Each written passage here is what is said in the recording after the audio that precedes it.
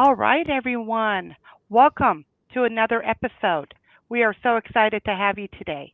Welcome to today's Digital Health News episode. I am Sepi Browning, and I'm thrilled to be joined by a colleague and a friend, Mr. Nick Yaitsky, a recognized leader in artificial intelligence and healthcare innovation. Nick has been at the forefront of integrating AI into care delivery, driving smarter decisions, improving outcomes, and shaping the future of patient centered technology.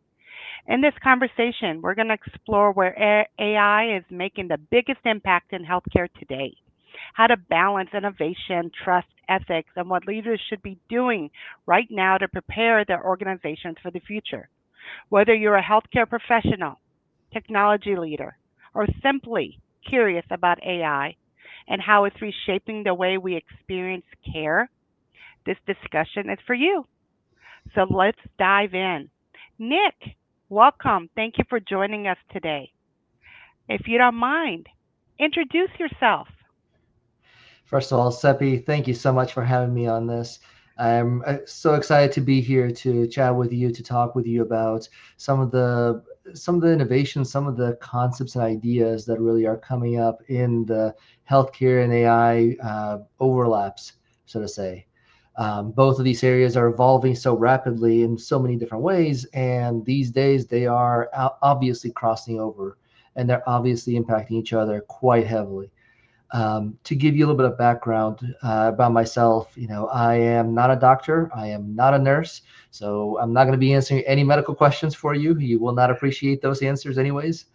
I am an engineer by training.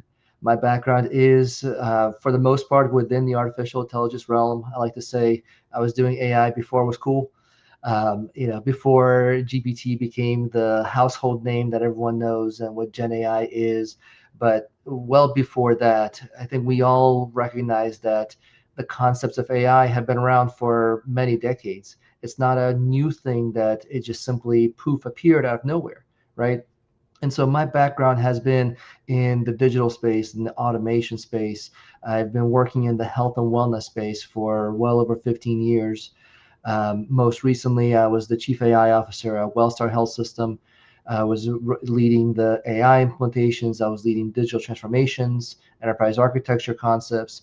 Before that, I was in charge of much of the application engineering and product development within ShareCare.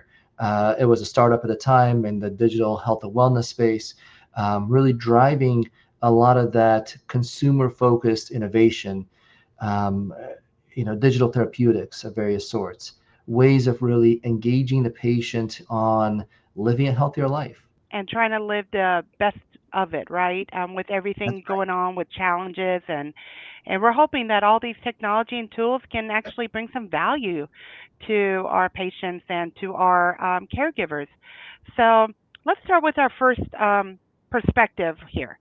So the real world value. Um, Many of the organizations they're experimenting with AI and healthcare and trying to identify their priorities and where they're going to get their biggest bang for the buck. Um, from your perspective, where are you seeing AI being applied in healthcare and bringing a good level of ROI, which we're all trying to, in some level, identify, measure, capture, etc. Absolutely. I think the reality is that health systems are experimenting with AI in all aspects of the system. It's not just one area, it's not just clinical or just administrative, it is across the board everywhere. Where are they having success? That's a more difficult question. That's a tougher question. But if we think about the main focal areas of applying AI for the betterment of the patient, you have direct patient engagement itself, where you are actively interacting with a given patient, whether the patient is outreaching or we're outreaching the patient, whatever it might be. It's direct access between an AI agent and the patient. There are capabilities of AI that are being deployed across hospitals, across clinics, across doctors' offices, the individual inpatient rooms and ambulatory rooms, things that are being used to assist telesitting and virtual monitoring, a lot of those virtual nursing kind of operations. There's a lot of work being done to help augment the actual clinician at the point of surgery, at the point of a patient's visit. There are tools that are being implemented to do research to help physicians understand what is available or what potential new solutions might be, or helping understand what those symptoms really add up to be able to diagnose better. We're seeing AI being used more traditionally from a more of a data analysis standpoint, right? The the quintessential concept of machine learning from a statistics standpoint, being able to take a large amount of data and really analyze that data to understand where are the trends, where are the projections, what are we going to need, how many patient beds should I expect to have available during surge, things of that nature. We are seeing a lot of business automation processes, typically things that had been done far more deterministically in the past, things that were more prescriptive of click this button, take this data, put it over here, do this, do that, do this, do this, get to the end goal. But a lot of those steps tend to change. And so the cost of maintaining these processes tends to rise pretty quickly. And with the AI capabilities that we're seeing in Gen AI, those things are becoming more flexible.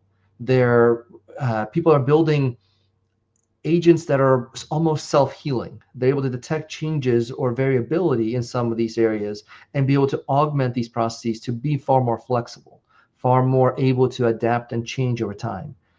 And then we're also seeing a lot of work within workforce noise reduction. So the way that you as a administrator or you as a clinician are interacting with the patient, interacting with the system, and the cruft work that everyone has on their docket. I think everyone has some amount of that within their respective day-to-day jobs, and trying to reduce that, trying to reduce the amount of that cruft that you have to execute on a day-to-day basis for the purpose of being a lot more productive, being able to Yeah. do a lot more with the time you have. The idea of reducing pajama time for our clinicians and really reducing some of those steps and hops they have to jump through. Now, the question you asked is a follow up around the ROI, and that's a more difficult one. That's a much more difficult one.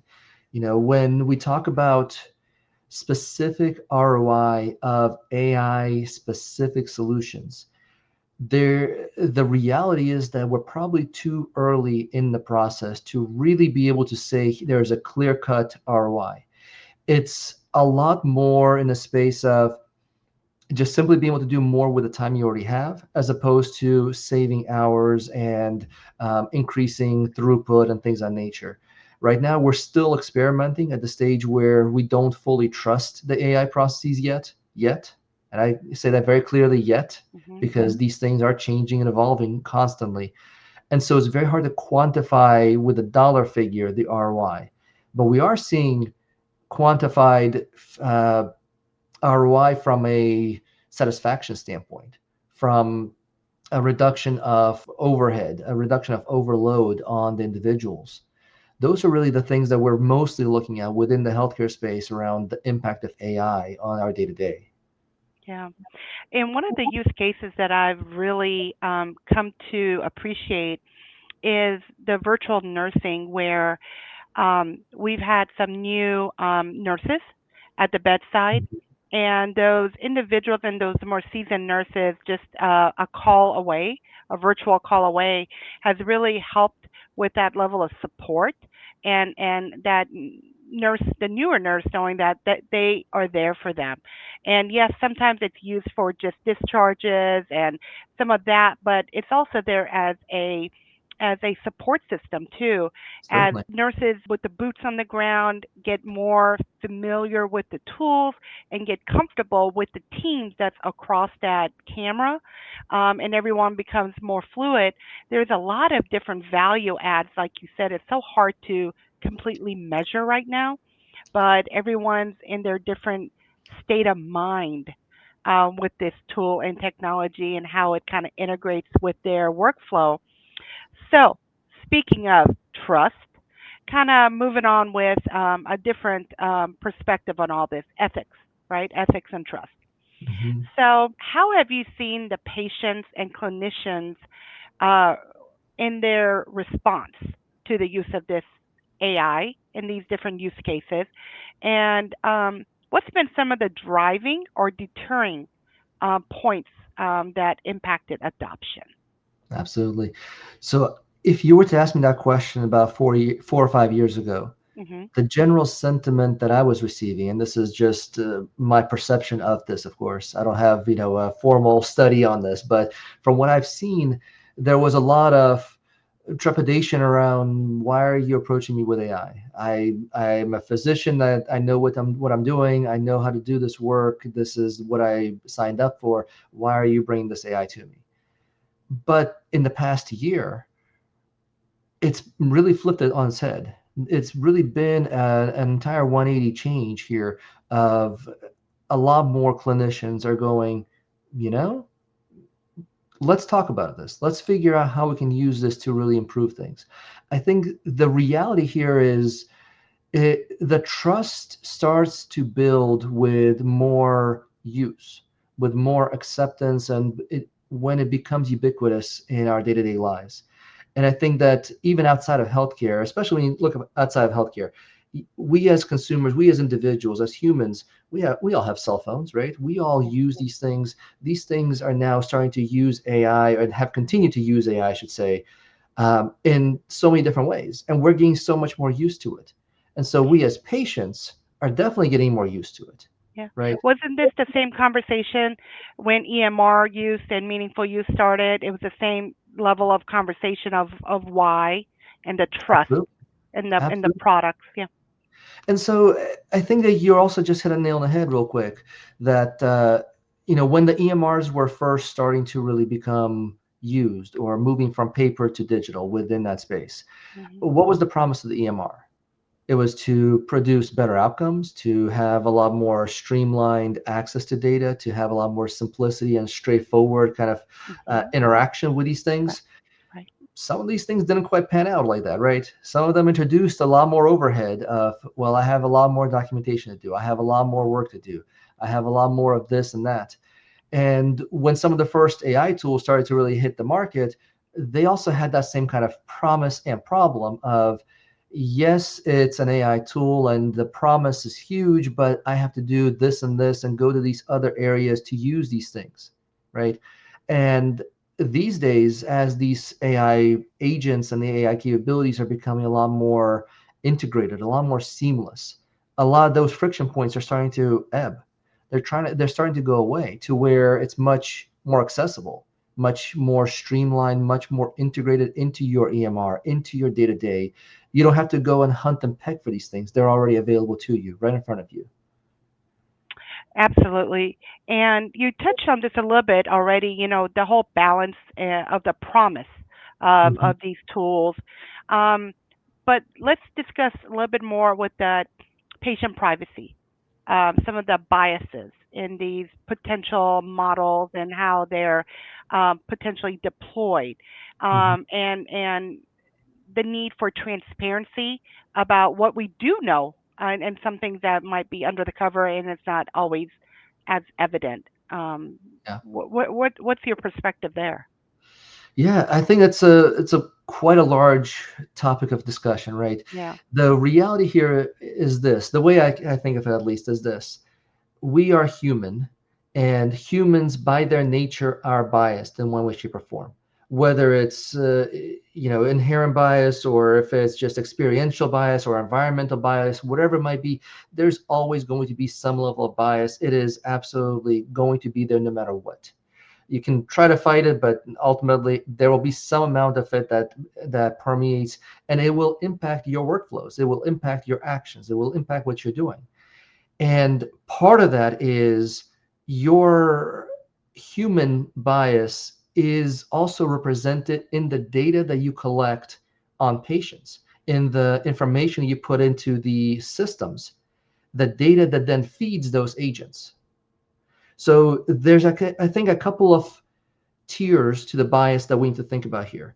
Hmm. One of those tiers is the bias that the agent itself is applying on the data itself. But the data itself is also going to be biased to a certain degree. And so now you're kind of fighting both ends of it. Um, And so it becomes very tricky. It becomes very difficult because there's no real measurement of bias, right? You can't say, well, this has 10% bias. That's not a thing. Right. It's very subjective by its nature. And so we're always, when we are implementing new AI solutions, we're always trying to mitigate bias. We're trying to understand the bias that could potentially be in these systems.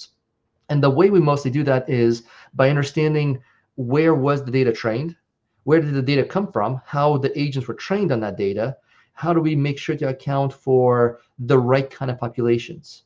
To give you an example, there was one vendor I was working with that was using computer vision, and they were doing some things on facial recognition. They were looking at faces of individuals. That information is very dependent on the physical characteristics of an individual, right? It's not about how they think; it's about how they look. That's just how the facial recognition works. But their models were all trained in Southern California, and we're trying to implement them in Georgia. Populations Yeah. are not exactly the Yeah. same. Demographics are not Yeah. the same between Yeah. Southern California and Georgia. And Right. so you have to account for that and understand that, and you have to test. And so Right. that's really the ultimate end result is that you train the model somewhere, whatever it might Sure. be. You understand where you got trained. You then It's start a testing it. baseline. That's right. You take your baseline, your foundation, you test it on your target population, a Mm-hmm. sample set of it, of course, Mm-hmm. and then you start to fine tune, and then you start to Yeah. tweak, then you start to adjust to account for any variability within those data sets. Sure. And it's so hard for human nature, but with this, just like a lot of things we all do, time is what is needed Hmm. for improvement, for learning, for adoption, for, like you said, for you to continue to train it and improve it. And it's not part of human nature for us to be patient and wait for some of that. Now, so clinicians, we continue to offer them solutions and tools, and while they're still at the bedside, very busy taking care of patients and doing what they were trained and intended to do. Um, they are often facing technology fatigue, Hmm. again, on top of everything that they're doing. Um, and we have hopes that these tools would eventually bring value. So, how can, in your perspective, AI tools be designed to support their workflow, maybe at a more, I don't know if the word is quicker, or in a more beneficial deployment Hmm. or integration into their workflow, so that it will bring less burden to them. What are some of the means that you've seen that happen? So I think the key words that you just said were support their workflow. Hmm. It's not create a new workflow for them. It's Hmm. support their existing and the things that they're most comfortable with, the things that they already know how to do and they are most effective at doing, and making those workflows just that much more accessible and that much easier. I think that's the fundamental key here. It's integrating these AI solutions in a way that you're not sending the clinician somewhere else to do something else, right? If you come to the EMR that the clinician is using and they have to click a button that takes them to another website where they have to log in and do something else and copy this over there, that's a non-starter. That too much, right? You want these things to be right there in front of them, right within their direct use case, so they don't have to go and do a bunch of other things. Right. I think the biggest direct impact that I keep seeing time and time again is the ambient scribe model. Yeah. And I think that just about every health system these days is starting to implement some level of AI scribe. There's several vendors that are major players, many that are smaller players, of course.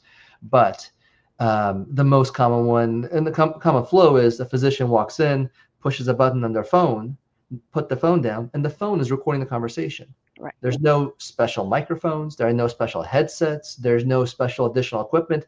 They already have a cell phone and is simply using that cell phone in their point of care with the patient. They're Right. actively having a conversation with the patient, and that phone is recording that conversation and acting on that conversation.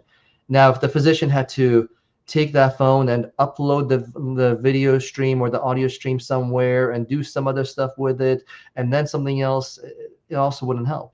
But because they can take that recording, immediately transcribe it, summarize it, document it, and present it them on their computer, on their laptop or their desktop in the Right. actual clinic at the point of care, and give them that summary, that right there is integration. That's what really is enabling a lot of that uptick, that use of these tools. Absolutely, giving that one-on-one time. And so you're kind of leading us to what the future should be, right? So again, in next crystal ball, how would you expect the next phase of AI to look like in a healthcare setting? Like where do you see us going next? So I think there's several different avenues that are really at play here. One is one of the things that I mentioned around direct patient engagement. Hmm. And so it used to be that patients would go and play Dr. Google, right? You Hmm. would Google your Used to, symptoms and you would try to figure out what you have. And yeah. oh, by the way, you might have Ebola. Yeah, no, you don't have Ebola. I know you don't have Ebola. It's okay. But, these kind of more generic things were giving you a lot of false positives that were just nonsensical. AI has become so much more effective at really diagnosing that really I think we're starting to see a lot more of patients should be able to pre-diagnose or pre-triage, right? Get a good understanding of here's what I think I'm feeling, here's how I can actually understand this, and use some of this automation, some of this AI to really help paint a better picture of what is actually going on with the patient, a much deeper picture, Yeah, and you have know what? that. Go ahead. You know one of the things that I've seen is patients are able to come better prepared to That's right. articulate their symptoms so that they can actually provide the right information also to their providers. That is another positive flip side to this education as well. That's exactly right. Just preparation for the visit, preparation for a procedure, Hmm. preparation for the conversation, I think is getting a whole lot better and is going to continue to improve drastically. Now, you factor that in with the digital tools that we're already using to communicate with providers and getting that information earlier to the providers, having the providers be able to automatically use a lot of these tools to give them a better insight into the patient itself. Right. So if the patient did scans, did radiology imaging for various things, and having radiology AI models that are able to provide the physician's guidance on, hey, there's this, and this. Here's what we're seeing. Here's what we have here. Eliminating a lot of those manual processes and providing the plethora of information in a digestible way, and really expanding that to where at the moment you walk into the office with the physician and you're sitting down, the physician already has the insight of what you've been experiencing because you've worked through that. The physician also has done extensive research without lifting a finger because it's already run it through a lot of the AI models to get them a lot of that information of here's what this might be, here's what we should be talking about. But I think the thing that we're still missing there is that modality of how we inform the clinician of what the possibilities really are. Because one of the things that I keep seeing time again is when an AI model spits out, hey, here is the singular one next action item for you.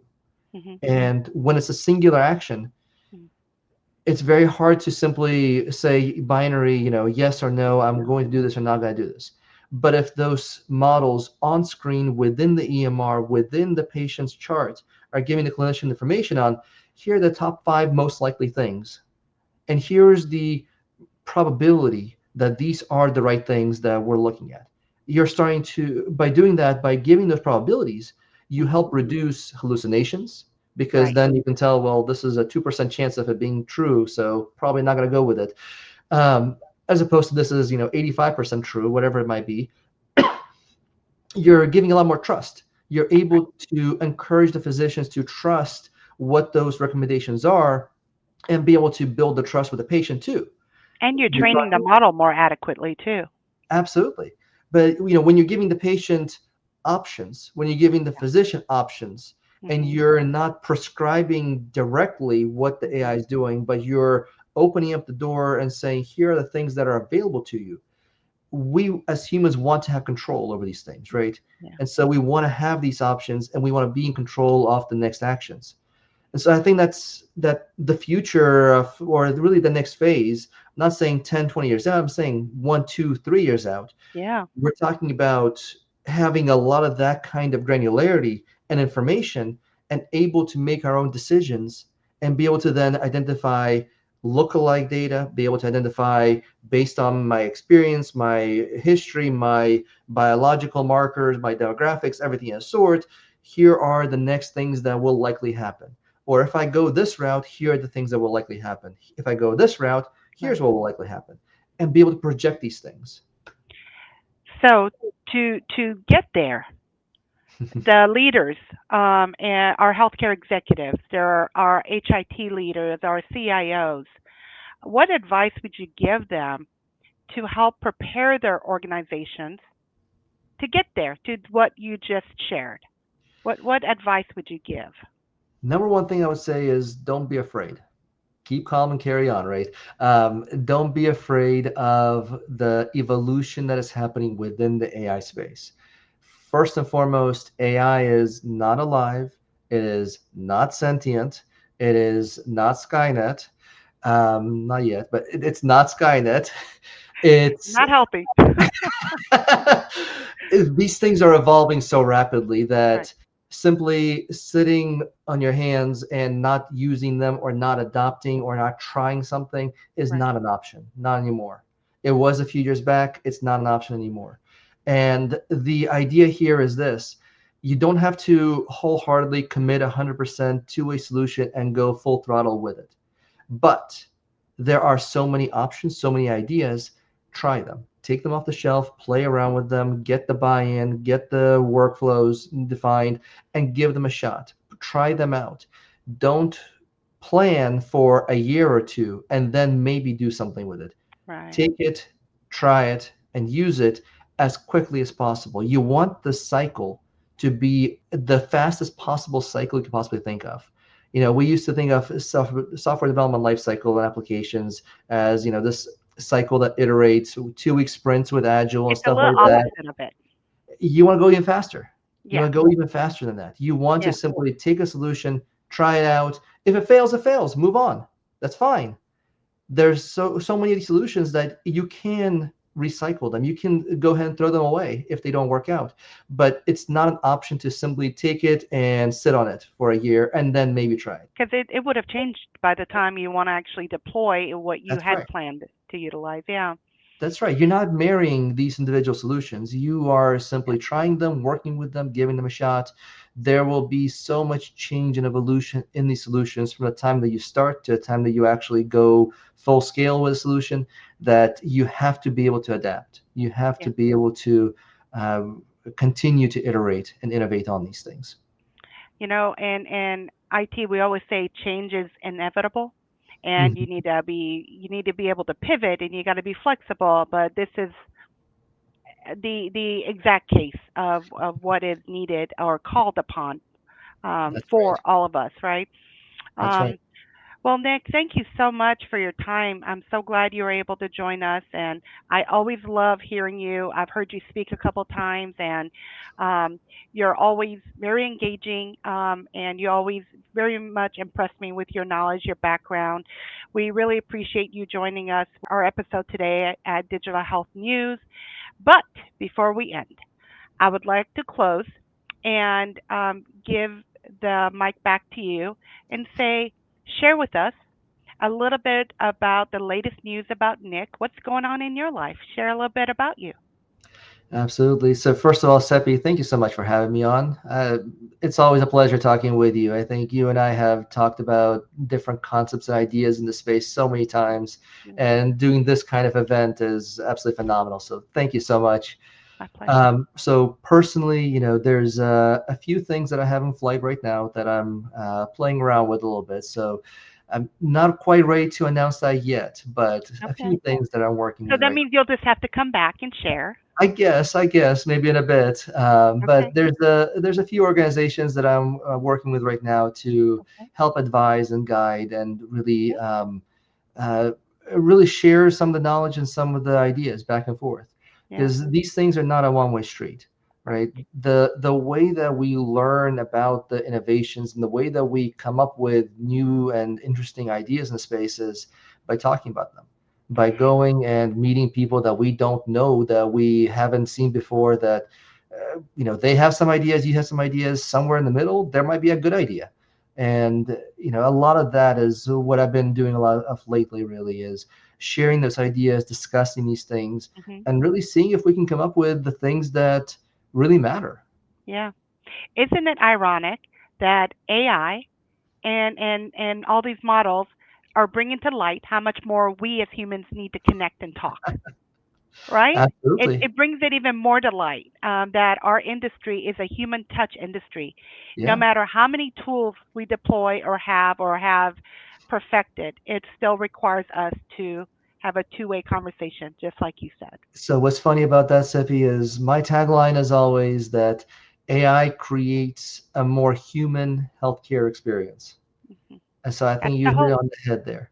That the way that we eliminate the things that we don't need to be doing and freeing ourselves to be able to have these conversations. You're not having to take notes in a meeting anymore, right? You're not having to constantly keep writing things and doing the things that are distracting you from what matters, from these human conversations, from these human interactions, whether it's like this or if it's a physician and a patient, whatever it might be. And just the ubiquitous presence of AI in our lives today, I feel like it's doing exactly that. It's making that a human experience powered by AI. There you go. I like that tagline. I like it. Thank you, Nick, for joining us again and look forward to having you back. Best of luck. And to everyone else, thank you for listening. And I look forward to seeing you at our next episode of Digital Health News. Goodbye, Thank you. everybody.